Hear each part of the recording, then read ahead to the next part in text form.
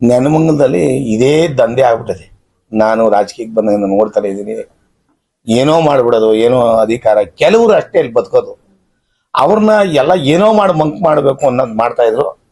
ನಮ್ಮ ಹಿರಿಯರಾದಂಥ ಆಂಜಿನಪ್ಪನವ್ರನ್ನ ನಾವು ಪಕ್ಷನಿಷ್ಠೆ ದೇವೇಗೌಡರು ಹೆಂಗೋ ಅವರು ಜಾತಿಯಲ್ಲಿ ಬಲ ಇಲ್ಲ ಅಂಥವ್ರು ಇವತ್ತೇನ ಪಕ್ಷ ಉಳಿಬೇಕಾದ್ರೆ ನಮ್ಮ ಆಂಜಿನಪ್ಪನವ್ರ ಕಾರಣ ಅದು ನಮ್ಮ ಅಕ್ಕನಾದಂಥವ್ರು ಇವ್ರು ಇಬ್ಬರು ಇಲ್ಲ ಅಂದಿದ್ರೆ ಇವತ್ತು ಅವ್ರಿಗೆ ಕೈಗೆ ಹೂವು ಕೊಟ್ಟಂಗಾಗೋದು.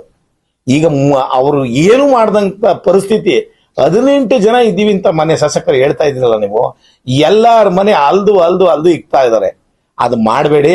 ಯಾವ ಕಾರಣಕ್ಕೂ ಅಲ್ಲಿ JDS ಅಲ್ಲಿ ನಮ್ಮಿಂದ ಹೋಗಿರೋರು ಕಾಂಗ್ರೆಸ್ ಸೇರ್ಪಡೆ ಅಂತ ಸುಮ್ಮನೆ ಯಾರೋ ಒತ್ತಡದಿಂದ ಹೋಗಿರೋರೇ ಹೊರತು ಅವ್ರು 100ಕ್ಕೆ 100 ಭಾಗ ದೇವೇಗೌಡರ ನೇತೃತ್ವ ಒಪ್ಪಿ, ಕುಮಾರಣ್ಣವ್ರ ನೇತೃತ್ವ ಒಪ್ಪಿ, ನಮ್ಮ BJPಯ ಸಿದ್ಧಾಂತ ಒಪ್ಪಿ ಎಲ್ಲ ಒಟ್ಟಿಗೆ ಮಾಡ್ಕೊಂಡು MP ಎಲೆಕ್ಷನ್ ಹೆಂಗಾಯ್ತು ಅಂತ ಗೊತ್ತದೆ.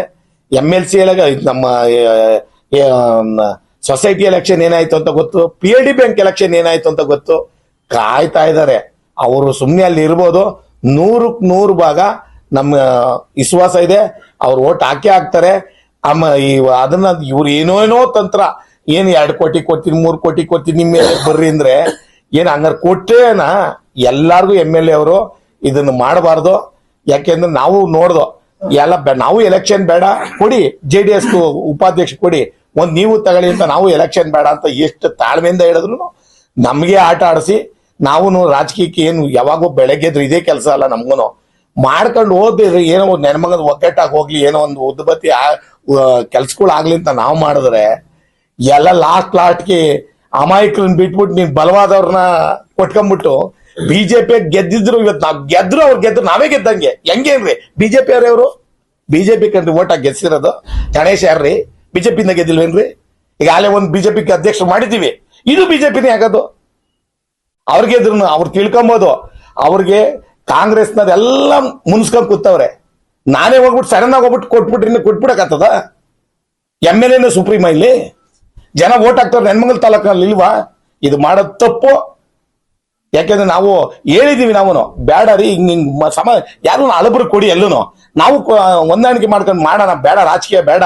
ಏನೋ ಆಯ್ತು ಸುಪ್ರೀಂ ಕೋರ್ಟ್ಗೆ ಹೋದ್ರು, ಎಣಿಕೊಂಬಂದ್ರು, ಕೆಲ್ಸಗಳಾಗ್ಲಿಲ್ಲ. ನಾವು ಬೇಡ, ಏನೋ ಒಂದ್ ಸ್ವಲ್ಪ ಕೆಲ್ಸಗಳಾಗ್ಲಿ ನೆನ್ಮಂಗಲದಲ್ಲಿ, ಇದೇ ಆಗಿ ನೆನ್ಮಂಗಲ ಹಿಂದುಳಿದು ಹೋಯ್ತು ಅಂತ ನಾವು ಆದಷ್ಟು ತಾಳ್ಮೆಯಿಂದ ಮಾಡಿದೀವಿ. ಅರ್ಥ ಮಾಡ್ಕೊಂಡಂಗೆ ಹಿಂಗೆ ಹೋಗ್ತಾ ಇದ್ರೆ ಪ್ರಪಂಚ ಯಾವತ್ತು ಉದ್ಧಾರ ಆಗೋದು? ಇದೇನ ಎಲ್ಲ ದೌಲತ್ತಲ್ಲಿ ಮಾಡ್ಕೊಂಡು ರಾಜಕೀಯ ಹೋದ್ರೆ ಆಗಲ್ಲ. ಸತ್ಯವಾಗಿ ಹೇಳ್ತೀರಿ, ನಮ್ಮ ದೇವೇಗೌಡರು ಒಂದು ಒಪ್ಪಿಗೆ ಮೇಲೆ ಎಲ್ಲ ಒಪ್ಪಿ ಇವತ್ತು ನಮಗೆ ಏನನ ನಮ್ಮ ಇಂಡಿಯಾ ಮಾಜಿ ಪ್ರಧಾನ ದೇವೇಗೌಡರು ಹೆಂಗ ನಮ್ಮ ಆಂಜಿನಪ್ಪನವರು ಅವ್ರ ಸ್ಥಾನದಲ್ಲಿ ನಮ್ಮ ತಂದೆ ಸ್ಥಾನದಲ್ಲಿ ನಿಂತು ಏನೇ ಆಮೇಶ ಕೊಟ್ರು ಇಂಥವ್ರ ಪಕ್ಷಕ್ಕೆ ಬೇಕು, ಇಂಥ ಅಕ್ಕವ್ರ ಪಕ್ಷಕ್ಕೆ ಬೇಕು.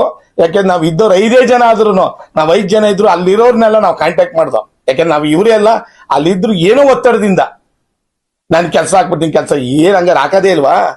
ನಾವು ಸರ್ಕಾರ ಇಲ್ದಂಗೆ ಯಡಿಯೂರಪ್ಪನವ್ರು ಒಂದು MLA ಇಲ್ದಿರೋ ಮುಖ್ಯಮಂತ್ರಿ ಆಗ್ಲಿಲ್ವಾ? ಹಂಗೆ ಅವರು ನಿರ್ಧಾರ ತಗೊಂಡ್ರು, ಅಕ್ಕವರು ನಿರ್ಧಾರ ತ್ಯಾಗ ಮಾಡಿದ್ದಾರೆ. ಅಧ್ಯಕ್ಷ ಆಗೋರ್ನ ನೀವಾಗ್ರಿ, ನಾವೇ ಬಿಟ್ಕೊಡ್ತಿದ್ವಿ ಎಲ್ಲ ಹೇಳಿದೀವಿ. ಕುಂತ್ಕೊಂಡು ಮಾತಾಡ್ತೀವಿ ಅನ್ಬಿಟ್ಟು ಲಾಸ್ಟ್ ಹಿಂಗ್ ಮಾಡಿದ್ರಲ್ಲ, ಇವತ್ತು ಜನ ಬುದ್ಧಿ ಕಲಿಸ್ತಾರೆ. ಅಷ್ಟು ಮಾತೇನ 100ಕ್ಕೆ 100 ಭಾಗ ವಿಪ್ ಜಾರಿ ಆಗಿರೋದನ್ನ ಎಲ್ಲಾ ಕಡೆ ವಜಾ ಆಗಿದೆ. ಇವತ್ತು ನಮ್ಮ ಅಣ್ಣ ತಮ್ಮದಿರಿಗೆ ಹೇಳ್ತಾ ಇದ್ದೀನಿ, ಮಾಧ್ಯಮದ ಮುಖಾಂತರ ಹೇಳ್ತಾ ಇದ್ದೀನಿ, ತಾವುಗಳು ಏನಾದ್ರೂ ಸಹ ನಿಮ್ ಪಕ್ಷದಾಗ ಯಾವ ಪಕ್ಷದಲ್ಲಿ ನಿಂತಿರೋ ಆ ಪಕ್ಷಕ್ಕೆ ಓಟ್ ಹಾಕಿ. ಯಾವ ಕಾರಣಕ್ಕೂ ಬೇರೆದಕ್ಕೆ ಹಾಕ್ಬೇಡಿ. ಇದೊಂದು ತುಂಬಾ ನಾಳೆ ಜನದ ಜೊತೆ ಓಡಾಡ್ಬೇಕಾದ್ರೆ ಏನ್ ತಗೊಂಡ್ನೋ ಏನ್ ಬಿಟ್ನೋ ಅಂತ ಜನತ ಚುಚ್ಚು ಮಾತು ಕೇಳಕ್ಕಾಗಲ್ಲ. ಅದನ್ನ ಮಾಡಬೇಡಿ. ಇವತ್ತು ಆಂಜಿನಪ್ಪನವ್ರು ನೋಡಿ ತಿಳ್ಕೊಳ್ಳಿ ರಾಜಕೀಯ ಏನು ಅಂತ. ಅವ್ರು ಕೊಟ್ಟಿದ್ದಂತ ಅವ್ರ ಜೊತೆ ನಾನೇ ಇದ್ದೆ. ನಾನು ಎಂತ ಒತ್ತಡ ಬಂದ್ರು ಸಹ ಅವರು ಇವತ್ತು ನಾನು ದೇವೇಗೌಡರು ಹೆಂಗ್ ಪೂಜಿಸ್ತೀವೋ, ಯಡಿಯೂರಪ್ಪ ಅವ್ರನ್ನ ಹೆಂಗ್ ಪೂಜಿಸ್ತೀವೋ, ಆಂಜಿನಪ್ಪನವ್ರು ನಾವು ಇರೋವರೆಗೂ ಅದೇ ತರ ಪೂಜಿಸ್ತೀವಿ. ಅವ್ರಿಗೆ ಅದೇ ಸ್ಥಾನಮಾನವನ್ನು ಕೊಡ್ತೀವಿ ಅಂತ ಹೇಳಿ ನಾನು ದಯವಿಟ್ಟು ನನಗೆ ಅವಕಾಶ ಮಾಡಿಕೊಡಿ. ಇವತ್ತು ಹಿಂದುಳಿದ ವರ್ಗದವ್ರಿಗೆ ಉಪಾಧ್ಯಕ್ಷ ಕೊಟ್ಟಿದ್ದೀವಿ, ಅಧ್ಯಕ್ಷ ಕೊಟ್ಟಿದ್ದೀವಿ. ನಾವು ಏನಾನ ಒಂದು ಅವಕಾಶ ಮಾಡ್ಕೊಡಿ, ಒಳ್ಳೇದ್ ಮಾಡೋಣ ಎಲ್ಲ ಒಟ್ಟಿಗೆ ಸೇರ್ಕೊಂಡು. ಈಗ ಅಲ್ಲಿ ನಾವು ಪಂಚಾಯತಿ ಅಧ್ಯಕ್ಷರಾಗಿದ್ದೀವಿ, ಒಳ್ಳೇದಾಗುತ್ತೆ, ಎಲ್ಲ ಹೊಂದಾಣಿಕೆ ಮಾಡ್ಕೊಂಡು ಕೆಲಸ ಮಾಡ್ಸೋಣ ಅಂತ ಹೇಳಿ ನಾನು ಹೇಳಕ್ ಇಷ್ಟಪಡ್ತೀನಿ. ಇದನ್ನ ಸಾರಿ, ಯಾಕೆಂದ್ರೆ ಸಂಪರ್ಕದಾಗ ಅವ್ರ ನೋವು ಅವರೇ ತಿಂತಾವ್ರೆ. ರಾತ್ರಿ 12ವರೆವರೆಗೂ ಫೋನು. ಏಕ್ದಮ್ ನಾನು ಕಾಂಗ್ರೆಸ್ಗೆ ಹೋಗಿ ಅಧ್ಯಕ್ಷ ಆಗ್ತೀನಿ, ನೀವು ಒಪ್ತೀರಾ? JDS ಹೋಗ್ಬಿಟ್ಟು ನಾನು ಇವತ್ತು ಹೋಗ್ಬಿಟ್ಟು ನಾನು ಅಧ್ಯಕ್ಷ ಆಗ್ತೀನಿ, ಒಪ್ತಾರ ಜನ?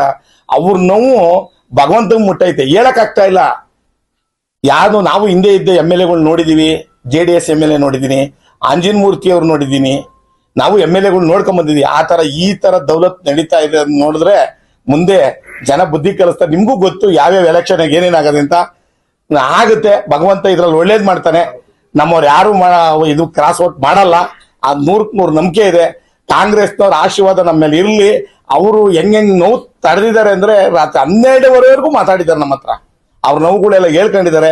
ಹೇಳೋದ್ ಬೇಡ, ನೋಡೋಣ, ಸಾಧನೆ ಮಾಡೋಣ. ಇವತ್ತೇನು ಮುಗಿಯಲ್ವಲ್ಲ ರಾಜಕೀಯ, ಇವತ್ತು ಮುಗಿದೋಗುತ್ತಾ? ನನ್ನ ನಿಷ್ಠೆ, ನನ್ನ ಕರ್ತವ್ಯ ನೋಡೇ ಮುಂದಕ್ಕೆ ಇವ್ರು ಬೇಕು ಅಂತ ತಗೊಳೋದು. ಇಲ್ಲಿಂದ ಅಲ್ಲಿಗೆ, ಅಲ್ಲಿಂದ ಇಲ್ಲಿಗೆ ಅಂತ ನಾವು ಆಡ್ತಾ ಇದ್ರೆ ಇವ್ರು ಏನು ಅಂತ ಅಲ್ಲೇ ತೂಕ ಹಾಕ್ಬಿಟ್ಟು ಬಿಡ್ತಾರೆ. ಅದ್ ಯಾವಕ್ಕೂ ಕಾರಣ ಆಗಲ್ಲ. ಭಗವಂತನ ಆಶೀರ್ವಾದ ಇದೆ.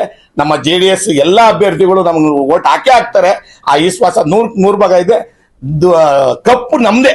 ನಾವು ಅವ್ರು ಹೋದ್ರು ಸಹ ಹಿರಿಯರ ಒಂದು ನಾನು ಪಕ್ಷದಲ್ಲಿ ಜಿಲ್ಲಾ ಉಪಾಧ್ಯಕ್ಷ ಆಗಿದ್ದೀನಿ.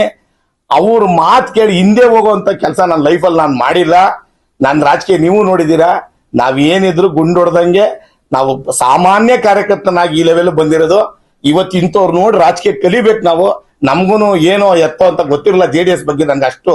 ನಾವ್ಯಾಕಂದ್ರೆ BJP ಹೋರಾಟ ಮಾಡ್ಕೊಂಡ್ ಬಂದವ್ರು ನಾವಿಲ್ಲಿ. ಆದ್ರೆ ಇವ್ರು ಸಂಘ ಬಿದ್ದ ಮೇಲೆ ಅಯ್ಯೋ ಇಷ್ಟು ಒಳ್ಳೆತನ ಇವ್ರಲ್ಲಿ ಹೋಯ್ತಲ್ಲ ಅನ್ನೋದು ಗೊತ್ತಾಯ್ತು. ಅದಕ್ಕೆ ನಾವ್ ಯಾವ್ದು ತಪ್ಪದೆ ಚಾಚದೆ ನಾವು ಕೆಲಸ ಮಾಡ್ಕೊಂಡು ಹೋಗ್ತೀವಿ, ಒಂದಾಗಿ ಕೆಲಸ ಮಾಡ್ತೀವಿ.